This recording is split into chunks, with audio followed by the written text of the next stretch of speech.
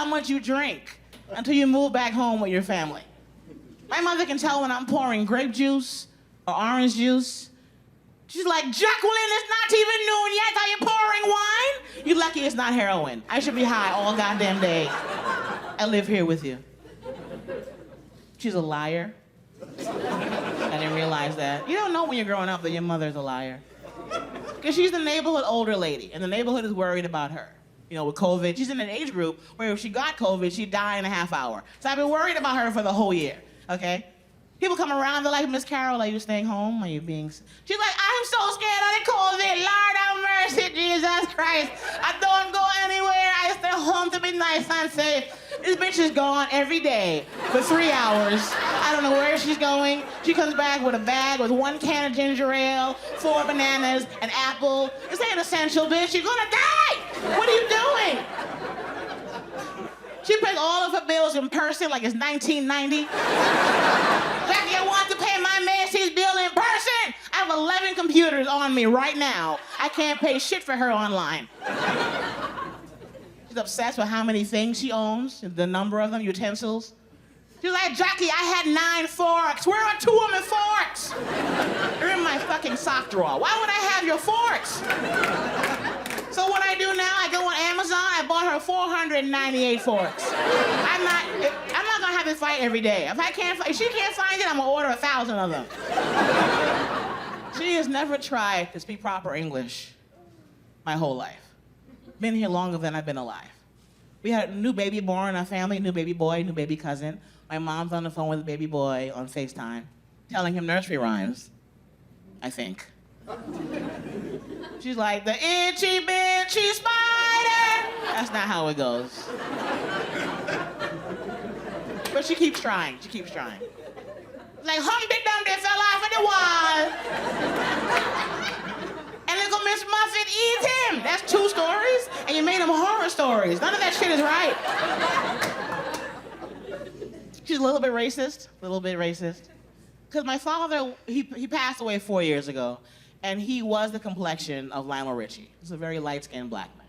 My mother is a very dark-skinned woman. So whenever I'd bring home a man who wasn't light like my father, and Mom's like, Jacqueline, your boyfriend is a monkey. I'm like, Mommy, I appreciate the honesty, but he's standing right here. Can he go home first? I'm a casual marijuana smoker. You guys clap at the weirdest shit. I'm a casual marijuana smoker, but I don't smoke in front of my mother. I really can't smoke. I mean, I do in my bedroom, but when I smoke a joint, I do it out the window. I'm like a window AC unit. Half my body's outside, half is inside, trying to get high and have her not smell that shit. Because I learned about weed in California. I'm glad they're gonna make it legal in New York, because we're all high all the time anyway. In California, though, it's a different thing, though. It's everywhere. It's the kids are high, the mailman, your doctor, everyone's high in California.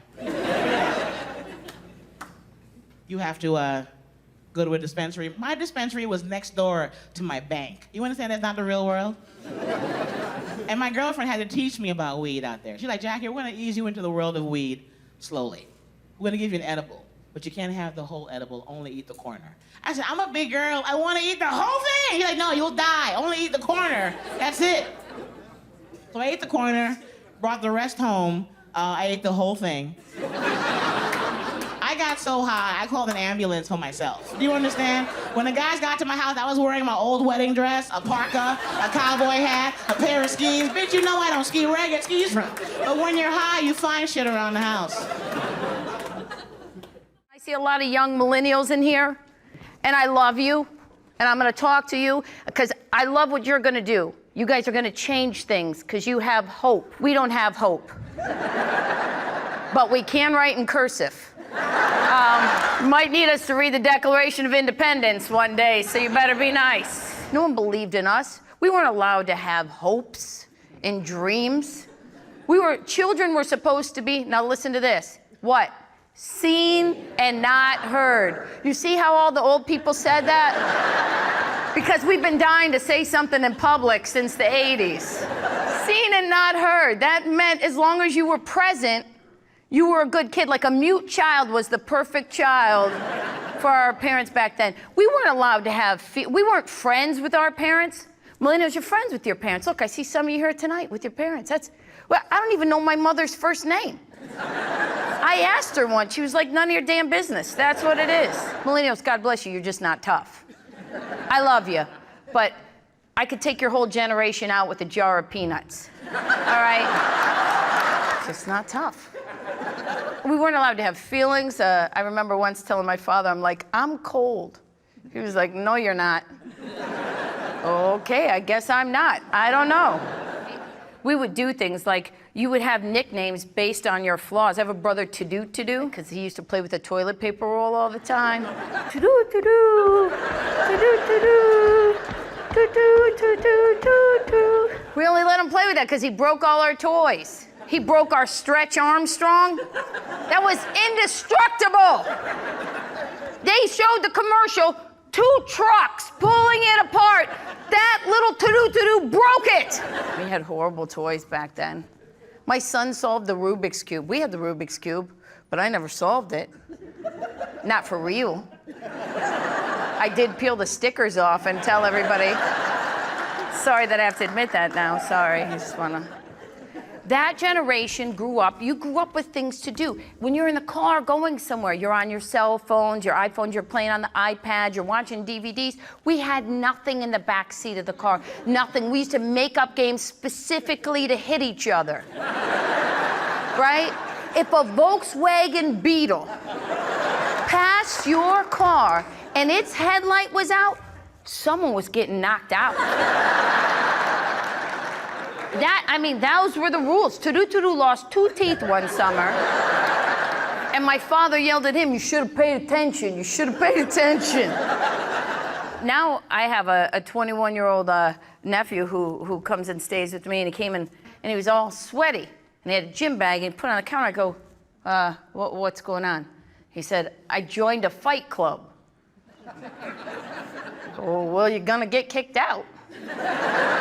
Because you just broke the first rule. I thought about it for a long time, and I said to him, I don't understand, why would you join a fight? What did they have, a Dungeons and Dragons tournament? Why would you join a fight club? And he said to me, listen, prepare yourself.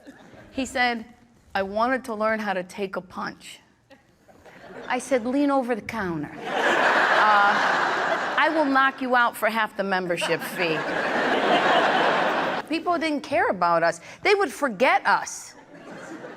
If we went on vacation, sometimes you'd hear those stories of a kid being left at a rest area for like 6 hours. Do the math. Old math, not this new stupid math. Do the math. The real basic math. 6 hours. That means the parents had to drive for 3 hours before they realized that little brat was not in the car. Because you didn't have to have a seatbelt. I told you, because nobody cared about us. You could lay in the back window, you could lay on the hump, no one cared. You could run alongside, they thought it was funny. They did not care. You'd go to try to put a seatbelt on, and your father would go, oh, what do you think, I'm a bad driver? It's just different. We could do anything we want, go anywhere. Be like, I'm going outside. There were 2 places, outside and inside. Like literally, your parents knew that your friend's house was 8 miles down the street, across traffic. You had to ride your bicycle, that the handlebars were way up here. That's why we all have back problems. You'd go down to your friend's house. What was the big thing? What was it? They didn't have a cell phone on you, right? Or a little longitude, latitude. What was their big protection scheme for us when we were kids? Take your little brother. Take your little brother. Oh, so what? The kidnapper wouldn't have to come back twice? Is that why? Why make him put miles on his van? Saturday mornings were crazy. Crazy. Those were the mornings, too, that other brothers and sisters were made. I don't know for sure. My one brother does. Because he walked in. Now, I don't know what he saw, but I can tell you what I heard. He went to rat on me because in the old days, remember when there was only one TV in the house, so it was a brawl to figure out who was gonna watch what they wanted to watch when the parents weren't around. It was all-out battle war. And I don't wanna brag, but I'm a good crotch puncher. So he went to tell on me, and this is what I heard. I heard him pound on the door, and he must have pounded so hard that the door opened, right? And I heard my mother go, "Ah!" And then I heard my father go, "Get the hell out of here!" And then I heard my brother go, "Get off my mommy!" And then an hour later, his eye went crooked. Like it was like, I have seen enough. I'm busy. Millennials, I know you don't understand busy sometimes because you're young and I'm saying all this with love. I'm trying to help you understand that sometimes time is the most precious commodity. I don't have time to do a lot of stuff. I don't have time. Like, that's how you get in trouble, because you have too much time. Your threesomes and all that weird sex stuff you do. Listen, I don't have time for that. If there was another woman in bed with my husband and I'd be like, "You got this covered?" Because I got things to do. I'm busy. We're busy. All I want to do is sleep. Sometimes we sleep and have sex at the same time. My favorite position is awake. I don't even want to get into that stuff. It is weird to talk about that stuff here. Is he looking? I have been all around the world, and I will tell you one thing. If you can save yourself some time, because remember, time is precious, don't engage the crazy. Don't ask people their thought process. Don't ever ask why, because you'll never understand how crazy people think, because you're not crazy. Like if you walk into someone's house and they have more than 2 chia pets, turn around and walk right back out. You're never gonna understand that. If you have those little stickers of your whole entire family on your back window, punch yourself repeatedly in the head.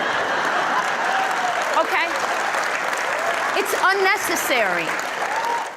My mom and I actually got divorced at the same time this time. She's had a few goes, but we live in a duplex by the airport. And, so things are good.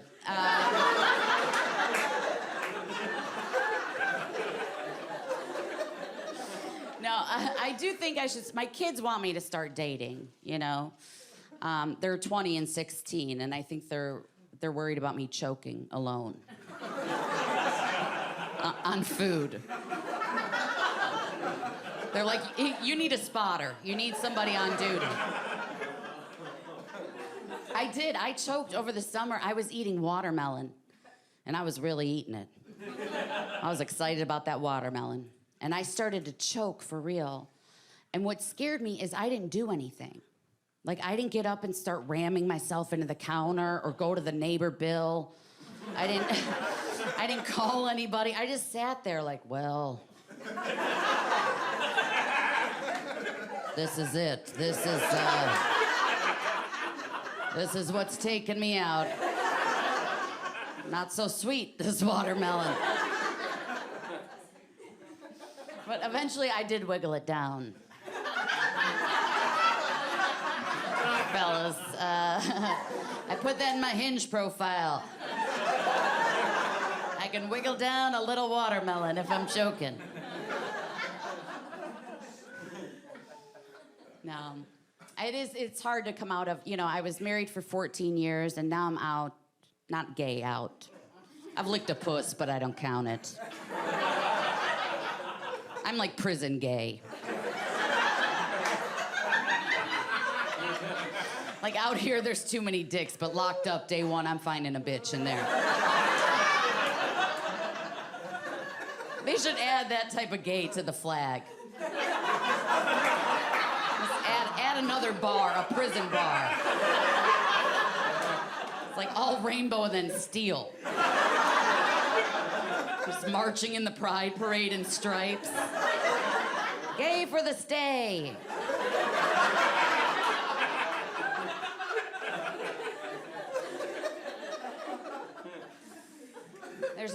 There's a lot of poly people, polyamorous.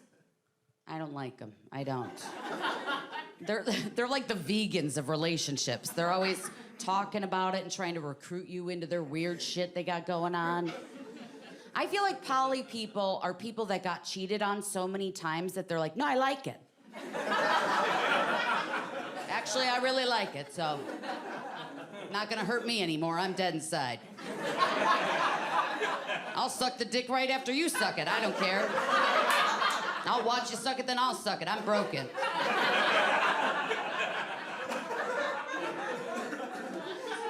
They're always ugly, too. You notice that? They're the ugliest. It's like, how'd you get one person to fuck you? You're getting multiple people? What, do you have a boat? What's going on? Like, they're ugly nerds, all of them.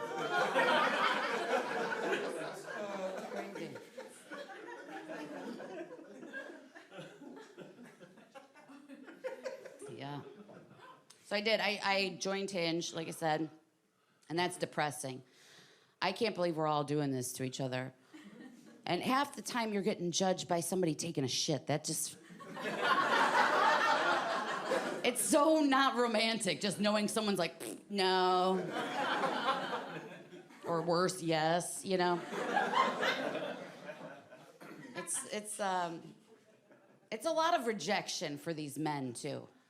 And men, you're not built for 50 no's a day. That's how somebody gets stabbed, telling a man no that much. And you can hear when a guy's been on those apps for too long, because he'll put things in the profile like, if you're not ready to get married, don't even look over here. I'm done playing games, bitch. I'm like, wow. I'm new here. Hi. Nice to meet ya. So aggressive.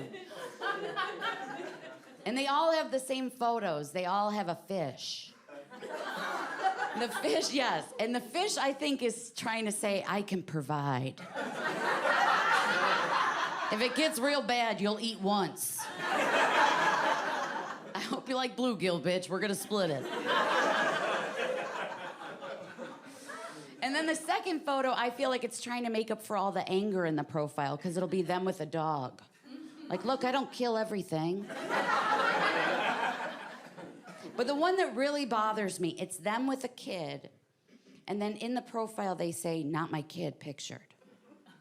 And I'm like, I don't want you handsy with kids, that's not yours. What are you, Dan Schneider? Get fucked, sending me digital roses? No. I need Unhinged. That's the app that I want. Where it's just your diagnosis.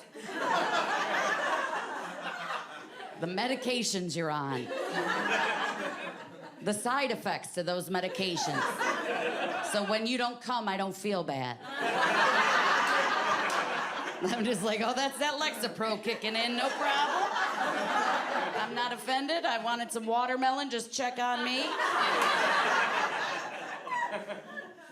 I think with the data, they could match us up by our mental illnesses. Like, match my depression with your OCD so you motivate me. Let's get this closet in order. You know, put some labels in the kitchen, color code some things. Don't send a rose, send help. Send a digital Xanax, that would be amazing. It's like, I hope you're calm at work. I do have anxiety pretty bad, always have. And anyone else have anxiety here?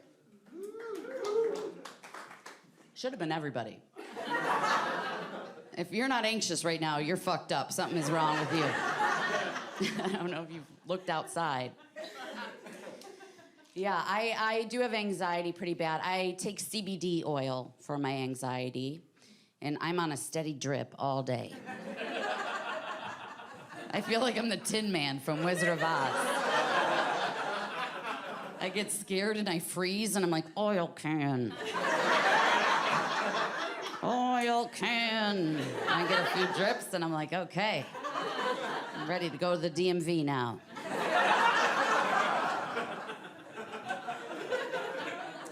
A big trigger for my anxiety is symptoms. Like, if you're sick, don't tell me about it because I start to get it. Like, if you're like, I have a fever, I'm like, it is hot in here. It is. And one time, sometimes I get so scared that I faint, like one of those little goats. You know, you see them on YouTube where you scare them and they just tip over. Told me to go no contact with my mom, so I stopped talking to her. To my therapist, not to my mom. I'm not gonna stop talking to my mom. My therapist is like, she doesn't have any boundaries. She was born in 1955. We invented boundaries in 2018.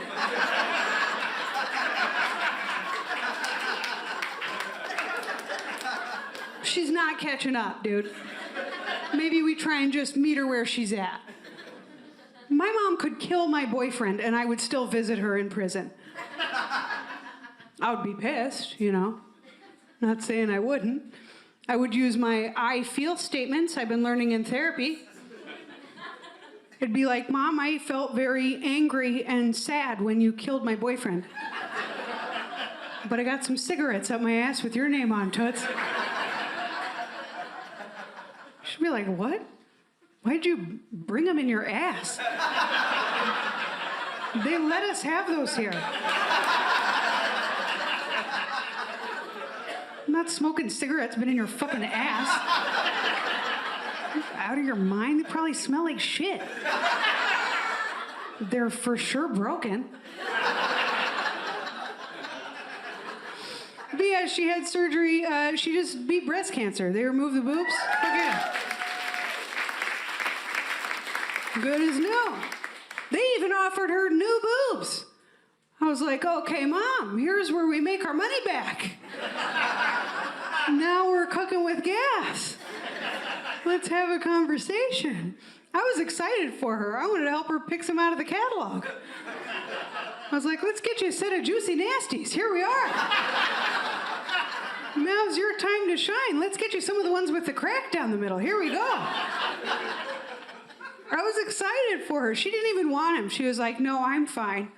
But they were included in the surgery. Insurance was going to pay for him. I was like, shit, I'll take the tits. No one else wants them? Fucking fix my ass up.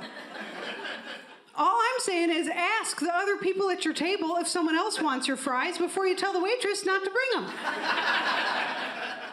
I'll take those tits. The nurse was like, it doesn't work that way. All right, fuck you too, bitch. And that is the second time I didn't get big boobs from my mom.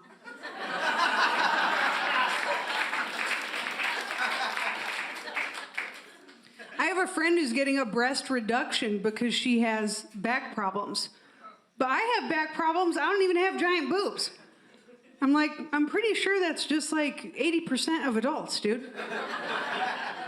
What makes you so sure that's the boobs' fault? Awful confident in ourselves, aren't we? I'm like, what if they make them small and your back still hurts? Something to think about.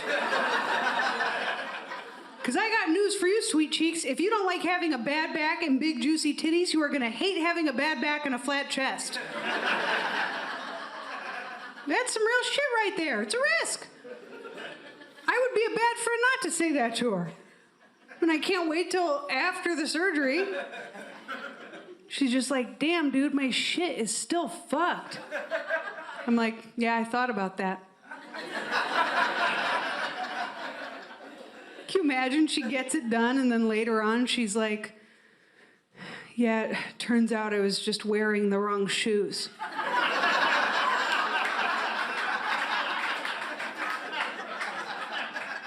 And she walks away with ugly shoes, tiny titties. That's why me personally, if I had huge boobs and a bad back, I'd be like, well, I guess you're doing surgery on my back.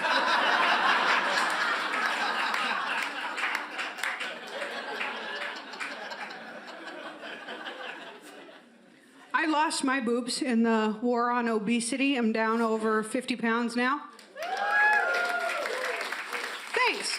Yeah, I thought I was done. I've been feeling good. I'm in the weight range my doctor gave me, but I was working with an elderly comedian recently. That's relevant. Give me a moment. And he was just like, Lara, you look incredible. Have you lost more weight? I was like, yeah, thank you so much. He goes, what do you got, 10 more?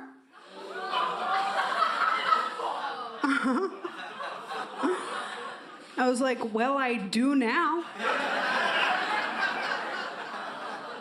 No, what I actually did was I burst out laughing and I said, I can't believe you just fucking said that to me. And that was when he realized he shouldn't have said it. Like, he's not a bad guy. I know him. He was trying to be supportive. So then he tried to dig himself out. He was just like, oh, well, I only asked because a long time ago, I used to lift girls. And I can't lift them if they're over 120.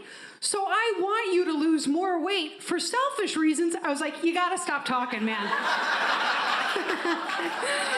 It's just gotta end right now.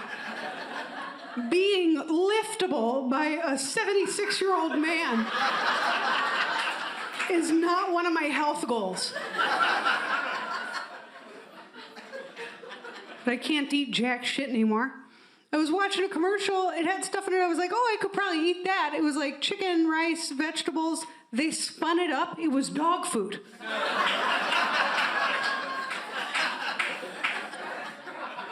I bought a case, it's not bad stuff. Turns out I'm an Alpo gal, who knew? Try to keep the wet food to the weekends, you know how it is. Because I have these digestive issues. I've been having this problem when I fly. Anyone else, just by applause, do you get gas when you fly? Well, okay. It's so many more people than that. I know, because I Googled it when we landed. I barely had to type in the W. And Google was like, why do I get gas when I fly? I'm like, yeah. Word for word, that is what I was going to type. Turns out it's an air pressure thing. Like how your ears pop, your butt wants to pop too. But it can't. Until you land, and then I set myself free. I don't give a fuck. It is medical at that point. I just deflate my way to baggage claim, truly. It was like a balloon someone let go of. Can hardly keep my little legs underneath me. I'm like, shit, carousel 5 already. And then you use those toilets they got at the airport that flush themselves, which I think I prefer to flush. The timing on those gets real aggressive. It snatched the toilet paper out of my goddamn hand. Like, could I have a second, please? Before you rip my lips off? Shit.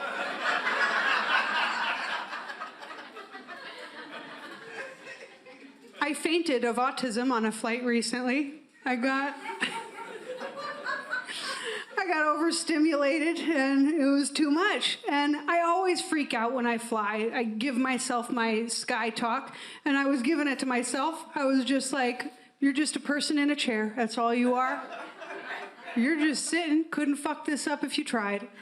I know it feels like you're not breathing, but we know that you are, because it always feels like this, and you've never died, so we're fine.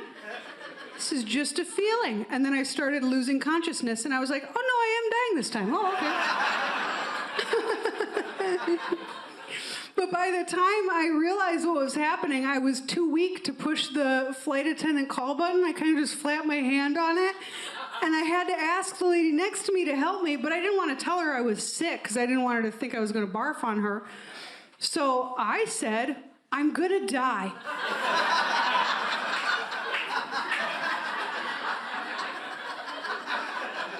And then I said, help, I'm dying. And then I fainted onto her. And not care anymore, because there's 7 kids in my family. They were as strict as you could be, but now they're grandparents. My one brother's got 3 boys. They're 4, 2, and nothing, whatever you call that. I don't know, he's new. And my parents volunteered to babysit for 3 days while him and his wife went away. I said, oh, I'll come down and help you for a couple days. I'm off in the middle. Sure, I'll help. And my dad, very patient. My mom, still not even to this day. She told the older one, Patrick, I need you to put the iPad down. He goes, No. Wow. Now look at the guts on him. She told me to eat a pill, and I just did it. At this age, like, I didn't even look at what color it was. That's how obedient I am. Wow, look at this guy. Look at this guy. 4. No. She said, Patrick, I'm not kidding. My son put the iPad down. He goes, no. And he shut the door right at her. My mom unravels. Jack, did you see what he did? Did you see what I told Vicky, you are 70. He is 4. Get a handle on yourself. We can't reparent these people in 3 days. I don't care what goes on here. It's our job to get out alive, okay? I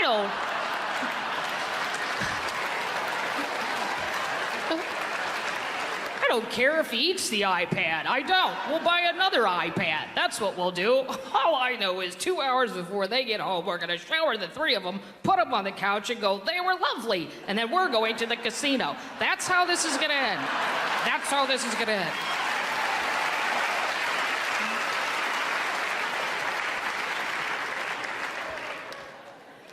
Yeah, they've gotten more liberal the older they've got, which is weird, because usually your parents go the other way. Like the very first Obama election, I wanted Hillary. My parents are old school Democrats, but my dad does not like the Clintons. He hates the Clintons because of NAFTA. He's never going to get over NAFTA. How could you think about supporting that woman? She was with him the whole way on NAFTA, the whole way. And if you'd like to know exactly what's wrong with NAFTA and the problems that it has caused this country, you can call 573. 348, blah, blah, blah, blah, blah. Ask for Jack, and you will get a 2-hour dissertation on why exactly this country has fallen apart. They wanted Obama. I voted for Obama, but I always thought, I think he thinks we're a little bit more of a team than we are. Like, here's the thing, sir, we get you elected, and then you do shit, and then you tell us about it. That's how I thought this was gonna roll. Oh, no, with Obama. He's on TV all the time. America, I'm gonna need your help on this. Sir, we are busy, okay? Shark Week is on. I don't know if you're familiar with that. That's not something you tape. You gotta watch that live. It always sucks on tape. Doomsday Preppers, I have 8 episodes I've yet to watch. I don't even watch reality, but if you have never seen that show, I think it's the craziest you can be. They are preparing for the end of the world, these people. They all think it's something different. A dirty bomb, the government's gonna take over, or they have all these ideas of how the world's gonna end, but they prepare differently. They have bunkers, they have medicine for life. But what's even more bizarre than what they're doing is every single one of them is married. Wow, really? I have normal, nice friends that can't get a date, and you... How'd you throw that out on christianmingle.com and get a hit back? That's all I want to know. How do you just toss that out there like it's normal? Hobbies? Preparing for the end of the world. You can't throw something else in. Tennis. I mean, what? No. And then somebody hit you back. OMG, me too. Meet me at Costco. Lots of things to buy. Can't wait. This is going to get weird. Waiting for shit to get weird.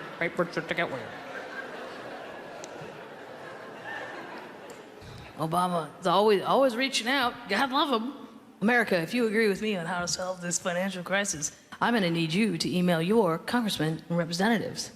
I'm like, well, then I'm going to need you to email me who they are.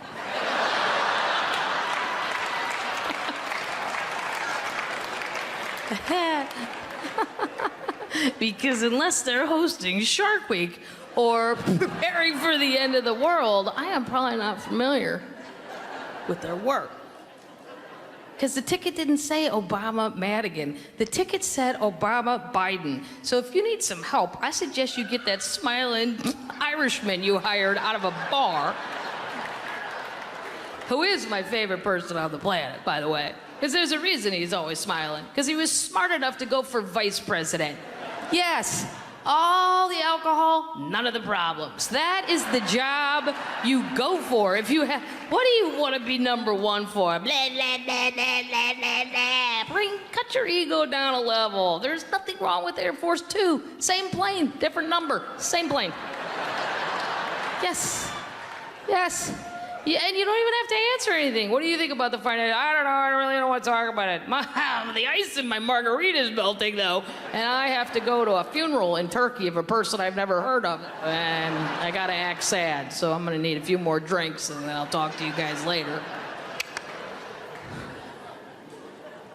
Obama, I really think he starts out on such a high intellectual level sometimes. I saw him 2 months ago on TV. He just gave a random speech. He goes, America, I'm here to update you about Fannie Mae and Freddie Mac. Really? It's gonna start right there? Well, I'm here to update you, sir. That's funny, I have an update too. Up until 6 months ago, I thought Fannie Mae was a candy factory in Chicago. Thank you. And I couldn't understand why a candy factory was allowed to hand out home loans. And then I really couldn't understand who thought to go there. Like, that's brilliant. Like, well, hey, the bank said no. Why don't we go down to the candy factory and see if they seem to be doing well. And I thought Freddie Mac was a candy bar that they made I hadn't yet tasted in it. And I thought, I'm gonna look for that at the airport, and I hope it has caramel in it. They speak about these things as if we're all updated. The deficit, they say that as if it's a real tangible number. The deficit is 3,007,804. Now is the time to get concerned. Really? Now? Why? Why now? You're in charge. You didn't panic at 2 trillion. I think you're bullshitting. I don't believe you. I don't believe you. I don't believe you.